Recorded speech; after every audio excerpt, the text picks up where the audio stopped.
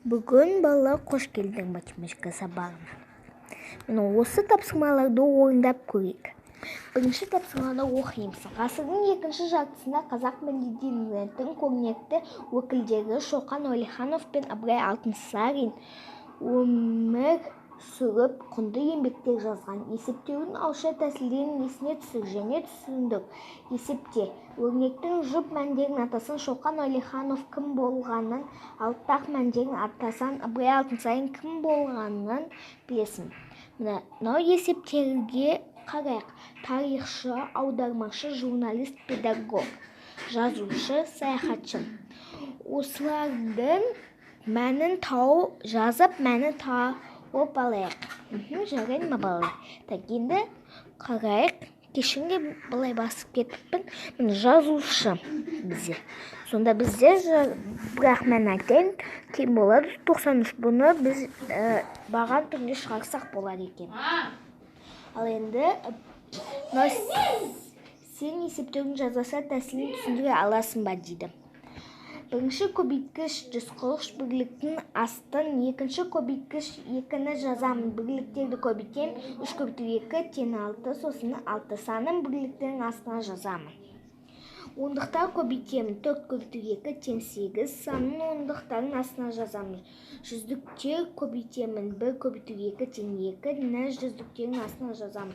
Жауабы оқимын 186. Ал енді екінші тапсырмады қазір орындайық. Екінші тапсырма. Өрнектерді баған түрінде жаз және есепте.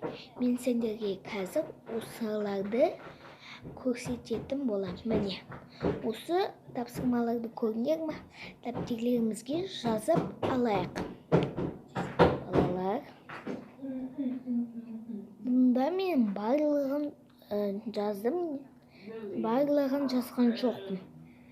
Мен міне, осы 2-ді көбейтсек 4, 4-ге 2-ді көбейтсек 8, 1-ге 2-ді көбейтсек тең болады 2. 22 көбейту 4-ге қарайық. Ол үшін 4-ге 2-ді көбейтеміз. 2-ді көбейтсек 8, 2-ге 4 көбейтсек 8, 1-ге 4 көбейтсек 4. Сонда бізде 488 болды. Ал енді үшіншісіне қарайық. 242 көбейту 2. Балалар, жарайды, енді солардың бәрін мен сіздерге көрсеттім. Ал енді үшінші тапсырмаға қарайық. Сыныпта 211 қыз бар. Ол балалардың қыздарда 4 есе көп. Барлығы неше оқушы мектепте оқиды. Ол үшін шешуінде біз 211-ді көбейтеміз 4-ге дейін 844. Жауабы мектепте 844 оқушы оқиды. Мен сіздерге көрсеттім, сіздер соған қарап өздеріңіз шарттын жазыңыздар. Жарайды ма? Мен сіздерге 10 минут уақыт беремін.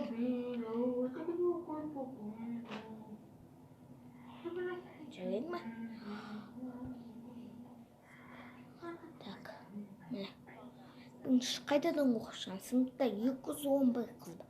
Ол балдар қыздарда 4 есе көп. Барлығы неше оқушы мектепте оқиды. Ол үшін 211-ді көбейтеміз 4-ге дейін 844 болады. Жауабы мектепте енді жазылды. 4-ші есепке қарайықшы балалар. Мәнерлеп оқудан өткізілетін байқауы 48 ұл және 36 қыз қатысты. Олардың әр топқа 4-тен бөлді. Барлығы қанша топ болды дейді. Көрейік 4-ші тапсырмады. Шешу осында есеп құрастыр дейді әсін шешу. Міне, біз 3 есепте құрастырдым мен. Так, 12 қосам 9 тең 21, қайталады 48 бөлу 4 тең 12, 36 бөлу 4 тең 9, 12 қосу 9 тең 21. Енді 5-ші тапсырма. Амалдарды орындалу ретін анықта, баған түрінде жазып оларды есепте. Міне, мен сіздерге көрсеттім. Осылай жазып шығайық. Бұнда 6-шы есеп. Кешінде тағы бұлай басып кетіппін. Міне көрдіңдер ме? 69 қосу жақша, 12 қосу 21 жақша, көбейту 3 тең деп жаздым. Міне 12 қосамыз 21 тең 33. Және 33-ке көбейтеміз 3 тең 99 енді. Сол 69-ға қосамыз 99 тең 708. Осылай есепті шығарайық. Міне мен сіздерге қызыл, сары, көктермен жазып қойғамын. Осыған қарап жазыңдар. Мен мұнда 401, екінші бағаны, бірінші бағаны мен екінші жазып көрсеткен жоқпын. Оларды өздерің осыған қарап шығарыңдар.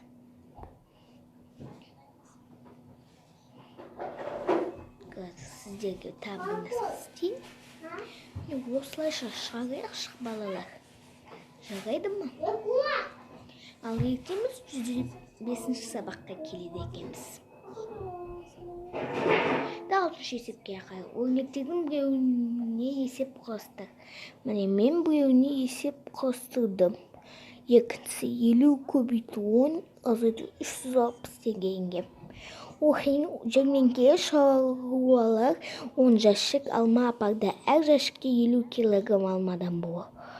Егер жәрмеңкеге шаруалар 360 килограмм алма сатса, онда қанша килограмм алма қалды? Үшін 10-ды көбейттім. 50-ге тең 500 килограмм болды.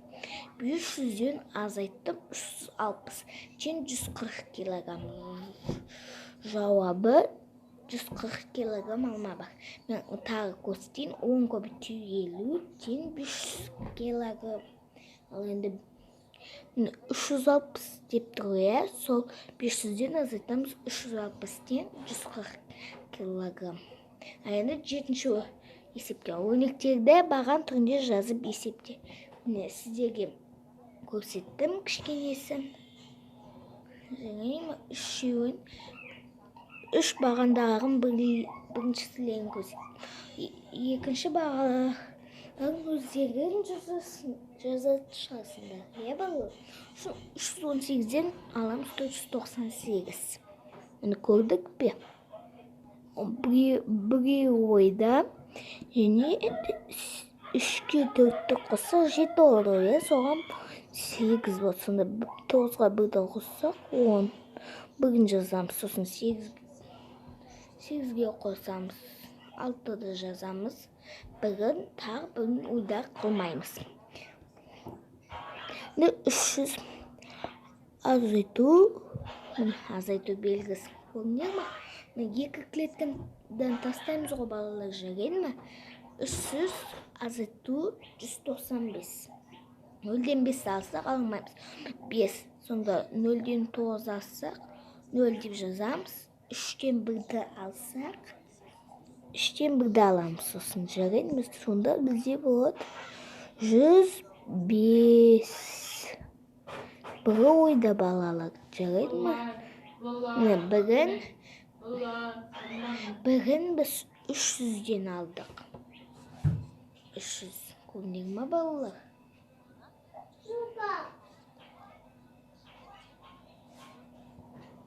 Мың азайту 654.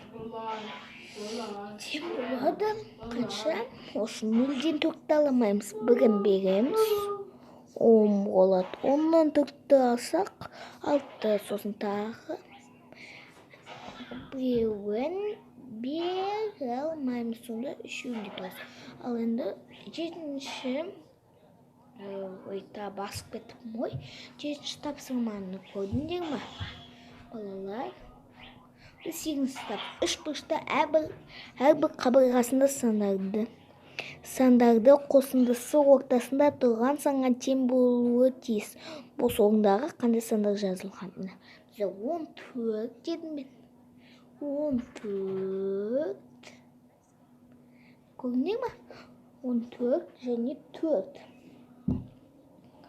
14 және 4. Енді 10-ға 10-ды көрдіңдер ма? Соған қосамыз. Қанша? 4 тең болады 14. 3-ке қосамыз 11 тең 14. Енді 9 міне. Бұл бізде 9 қосу. Көрдіңдер ма? Әр бағанға өздеріңкі жазылды. Екінші бағанын көрейік. 10, 3, 4, 16, 3, 11, 2 сандығы көрсетілді.